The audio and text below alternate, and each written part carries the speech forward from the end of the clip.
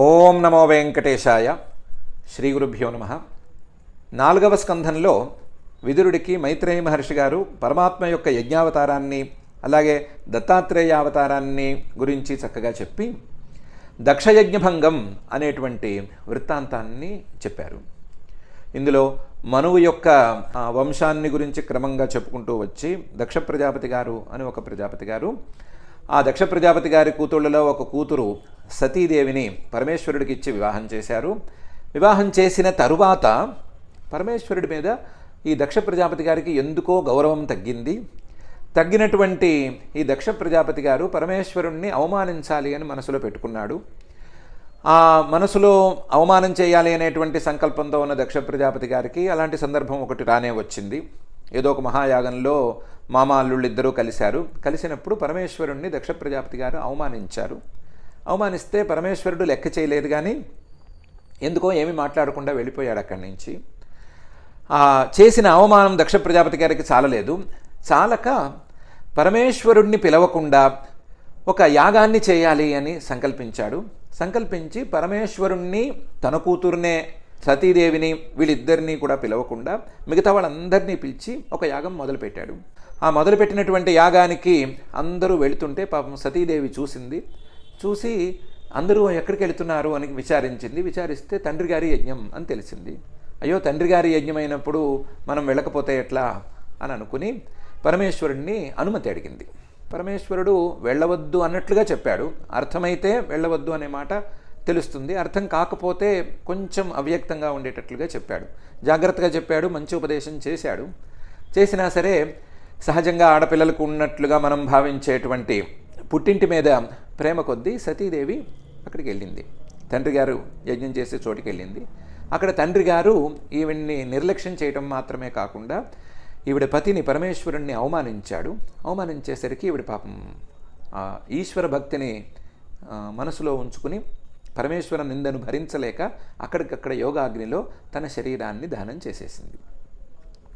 ఈ వృత్తాంతం పరమేశ్వరుడికి తెలుస్తూనే ఆయన కోపం వచ్చి వీరభద్రుణ్ణి తన జటాజూటంలో ఒక చిన్న జటను తీసి కింద పారేసి సృష్టించి ఆ దక్షుడి యొక్క గర్వం మొత్తం భంగమైపోయేటట్లు చేసిరా అని పంపించాడు.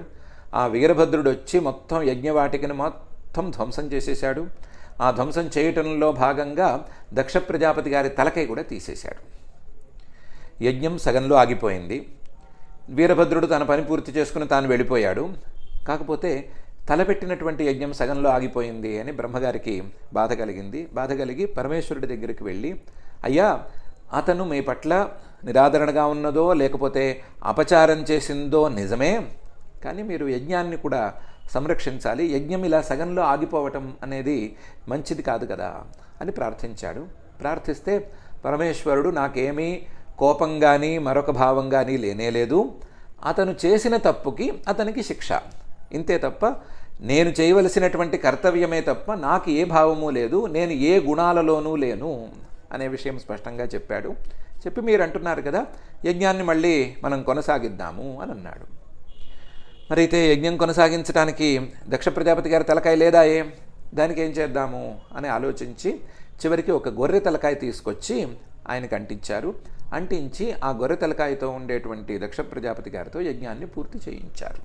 దక్ష ప్రజాపతి గారు కాస్త గర్వాన్ని తగ్గించుకున్నాడు, మొత్తం మీద గర్వాన్ని తగ్గించుకుని యజ్ఞాన్ని పూర్తి చేసి ఆ యజ్ఞం యొక్క ఫలితాన్ని అందుకున్నాడు.